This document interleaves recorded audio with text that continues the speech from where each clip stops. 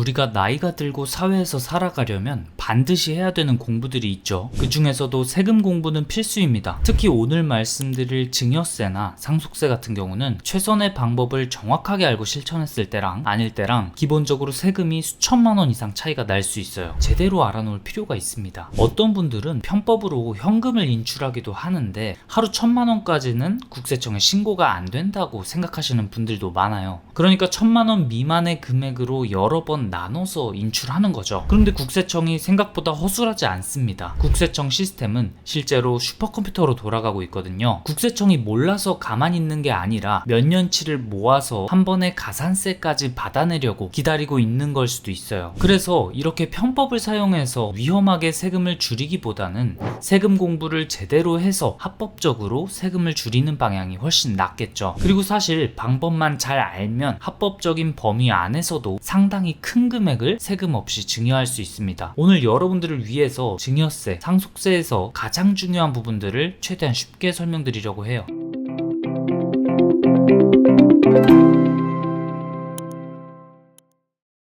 우리가 살면서 가족끼리 돈거래를 하는 경우가 꽤 많은데요. 이럴 때 신경 써야 할 게 바로 증여세입니다. 증여세 때문에 고민하시는 분들이 아마 많으실 것 같아요. 미성년 자녀 때문에 일찍부터 고민하시는 분들도 많을 거고, 또 신혼부부는 전세 들어가거나 할 때 부모가 지원을 해주는 경우가 있죠. 그래서 합법적으로 가족끼리 어떻게 하면 증여를 가장 효율적으로 할 수 있는지 정리를 해봤습니다. 일단 세금을 안 내도 되는 범위, 증여재산 공제금액 기준은 많이들 아시겠지만 그래도 한번 정리를 하고 넘어갈게요. 배우자한테 증여할 때는 10년간 6억 원까지 공제되고요. 부모가 자녀한테 증여할 때, 그러니까 직계 존속이 직계 비속한테 증여할 때는 성인 자녀는 10년마다 5천만 원까지 공제가 됩니다. 그리고 올해 한 가지가 추가됐죠. 혼인신고일 전후 2년 또는 출산했을 때 자녀의 출생일로부터 2년 이내에는 혼인공제랑 출산공제 합쳐서 1억 원이 추가로 공제가 가능합니다. 그리고 자녀가 미성년일 때는 금액이 다르죠. 5천만 원이 아니라 10년에 2천만 원까지 과세가액에서 공제가 돼요. 5살에 2천만 원을 증여받았으면 15살에 다시 2천만 원을 비과세로 증여받을 수 있는 거예요. 이렇게 공제 한도 안에서 우리가 증여를 하고 계좌이체를 하는 건 별 문제가 없지만 공제 한도를 넘어서 증여를 할 경우가 있죠. 이때 어떻게 많이 하냐면 세무서의 오해를 받지 않기 위해서 차용증을 쓰고 빌리는 것으로 처리를 많이 해요. 돈을 자녀한테 그냥 주는 게 아니라 자녀가 부모한테 돈을 빌리는 형식으로 하는 겁니다. 그런데 증여 말고 돈을 빌리면 한 가지 따라오는 게 있죠. 이자가 붙습니다. 차용증을 쓴다고 다가 아니라 실제로 매달 빌린 돈에 대한 이자를 송금해야 세무조사가 나왔을 때 증여가 아니라는 걸 입증할 수가 있는 거예요. 그런데 이렇게 매달 이자를 송금하면 또 다른 문제가 발생해요. 이자에 대한 세금이 발생합니다. 우리가 은행에 예금 넣어두면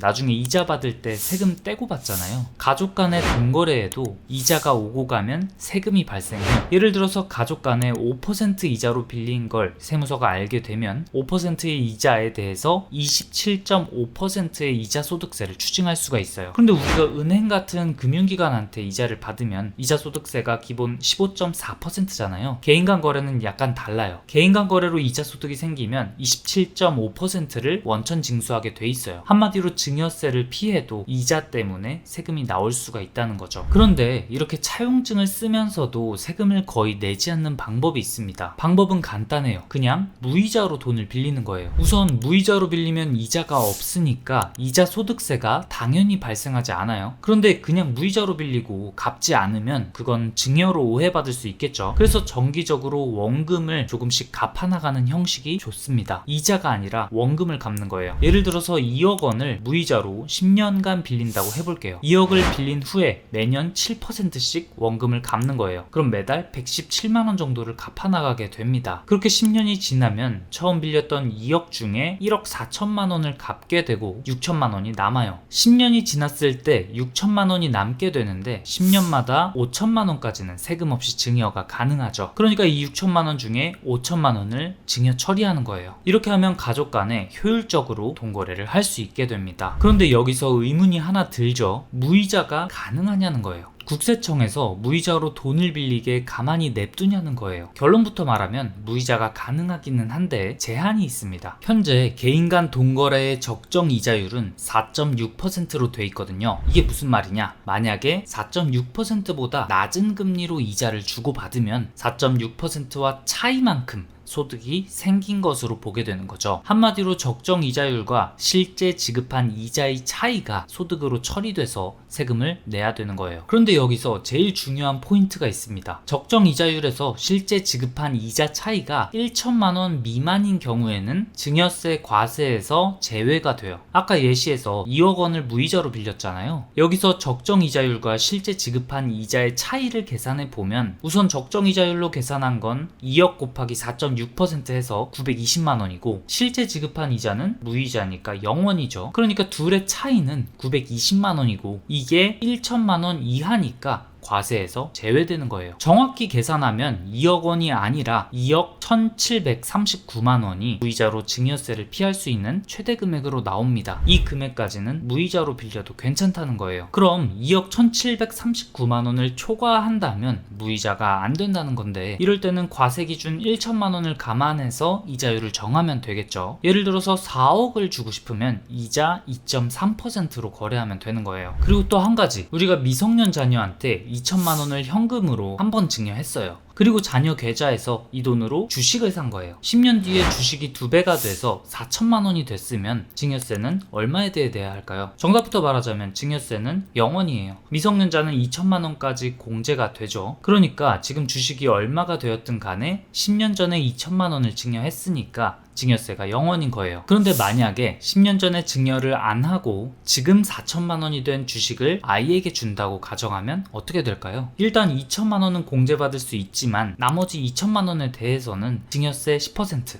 200만 원을 내야 돼요. 이게 바로 많은 앞서가는 부모님들이 성장이 기대되는 우량한 주식을 어릴 때 사주려고 하는 이유겠죠. 장기적으로 높은 수익률을 기대할 수 있기 때문에 먼저 증여를 하고 자녀한테 주식 계좌를 만들어줘서 어릴 때부터 투자로 자산을 형성할 수 있도록 도와주시려는 분들도 많을 것 같아요. 이런 분들을 위해서 미래에셋증권의 자녀 계좌 개설 이벤트를 소개드리려고 합니다. 미래에셋증권 앱 이름이 M스톡이거든요. M스톡에서 미성년 자녀의 첫 계좌를 만들면 축하금으로 2만 원을 써줍니다. 또 해외 주식을 매수하면 매수 금액에 따라 거래 조건 충족 시 최대 18만 원까지 지원금을 또 주거든요. 또 액수가 크진 않지만 주식 거래할 때 우리가 신경이 쓰일 수밖에 없는 게 거래 수수료잖아요. 국내 주식, 미국 주식 둘 다 90일 동안 온라인 수수료가 무료입니다. 91일부터도 신청 2일 이후 1년간은 수수료 우대가 돼요. 개설하는 방법은 간단해요. 우선 M스톡 앱을 켜시면 여기 메뉴에서 검색을 하실 수 있거든요. 여기에 자녀 계좌 개설을 치고 들어가시면 바로 계좌를 만들 수가 있어요. 신분증, 핸드폰, 가족 관계 증명서, 기본 증명서만 있으시면 비대면으로 간편하게 개설할 수 있으니까 관심 있으신 분들은 한번 해보시면 좋을 것 같아요. 그리고 이 계좌 개설 이벤트는 이미 다른 증권사의 계좌가 있어도 미래에셋증권이 처음이라면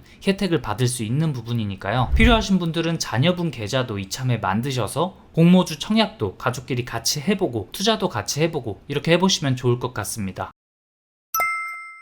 다음으로 또 중요한 세금, 상속세 얘기를 해보겠습니다. 보통 상속세라 하면 부자들만 해당되는 얘기 같잖아요. 실제로 과거에는 상속세가 부자들의 리그였어요. 왜냐하면 상속세는 1억 원부터 과세가 되긴 했는데 기본공제가 컸기 때문에 부자들의 리그였어요. 배우자와 자녀가 있으면 10억, 배우자만 있으면 7억, 자녀만 있으면 5억이 기본공제 되거든요. 그러다 보니까 상속세가 나오는 경우가 많지 않았어요. 그런데 과거에 비해서 아파트 가격이 많이 올랐죠. 예를 들어서 부모님이 모두 돌아가시고 자녀만 있는데 서울 아파트 한 채를 상속받는다고 해볼게요. 자녀만 있으니까 기본공제 5억을 받을 수가 있는데 요즘 서울 아파트 가격을 생각하면 5억을 공제받아도 상속세가 꽤 나올 수 있겠죠. 그러다 보니까 아파트는 어쩔 수 없다고 하더라도 상속 대상이 되는 다른 금융자산을 줄이려고 하는 경우도 있어요. 초반에 얘기했듯이 현금을 1,000만 원 미만으로 여러 번 인출을 해서 자산을 줄이려는 사람도 있습니다. 그런데 국세청은 슈퍼컴퓨터로 돌아가죠. 일상생활에서 발생하는 수많은 납세 정보를 매 순간 빅데이터급으로 빨아들여서 분석하고 축적하고 있어요. 소득과 지출 분석 시스템 PCI도 갈수록 정교해지고 있어요. PCI는 탈루 혐의 금액을 계산하는 시스템이거든요. 재산 증가액이 크고 소비 지출액도 큰데 신고한 소득이 얼마 안 된다? 그러면 그 차액만큼이 탈루 혐의 금액이 되는 거예요. 예를 들어서 20대 직장인이 고액 아파트를 취득하는 경우처럼 신고 소득과 소비 지출액 대비 재산 증가액이 너무 많을 때에는 세무조사 대상이 돼요. 그리고 현금으로 돈을 뽑는다고 하더라도 집에 쌓아두지 않으면 어차피 가족 누군가의 통장으로 입금이 되겠죠. 그런데 세무조사에서 입증 책임은 개인에게 있거든요. 인출한 현금에 대해서 보관이나 사용처를 입증하지 못하면 세금을 피하지 못하게 되는 거예요. 그러니 상속재산이 10억 이상 될 것 같으면 편법을 고려하기보다는 미리미리 세무사와 친해져서 합법적인 절세 방법을 고민하는 게 나은 선택이겠죠. 그리고 한국은 특이한 방식으로 상속세를 계산하거든요. 이 부분도 알아둘 필요가 있습니다. 한국은 유산세라는 방식으로 상속세를 매겨요. 유산세는 유산을 주는 사람을 기준으로 상속세를 계산하는 방식이에요. 사망자의 상속재산이 20억이라면 20억에 대해서 상속세를 계산하게 되는 거죠. 이 유산세의 단점은 내가 받는 금액이랑 상속세율이 무관하다는 거예요. 예를 들어서 자녀가 5명이라 치면 20억의 상속재산을 엠빵했을 때 인당 4억이 들어가겠죠. 자녀 1명당 받는 돈은 4억인데 세금은 20억 원에 대해서 과세가 되는 거예요. 그런데 한국을 제외한 대부분의 국가에서는 유산세가 아니라 유산취득세를 받고 있거든요. 유산취득세는 상속을 하는 사람이 아니라 상속을 받는 사람을 기준으로 상속세를 계산하는 방법이에요. 가족 간에도 10억을 받는 사람과 1억을 상속받는 사람이 있다면 받는 금액에 따라서 세율이 달라지게 되는 거죠. 유산취득세는 세무서 입장에서는 번거로운 제도예요. 전체 재산을 한 번에 계산하지 않고 가족들을 하나하나 계산해야 하니까요. 하지만 수작업이 아닌 전산화가 잘 되어 있는 국세청이라 유산취득세로 제도를 바꿔도 번거로움이 그렇게 많아지지는 않을 듯 합니다. 다만 유산취득세를 검토한다는 이야기가 들리면 다른 부분에서 바뀌는 건 없는지 잘 살펴봐야 할 것 같아요. 최근에 상속세 개정 이야기가 나오고 있습니다. 아직은 정부안이기 때문에 조금 더 협의가 진전돼서 시행 가능성이 높아지면 정리해 볼 생각입니다. 오늘의 한 줄 코멘트. 나이가 들어서 해야 할 공부 중에 세금 공부는 필수가 아닌가 싶다. 슈퍼컴퓨터는 기상청에만 있는 게 아니다.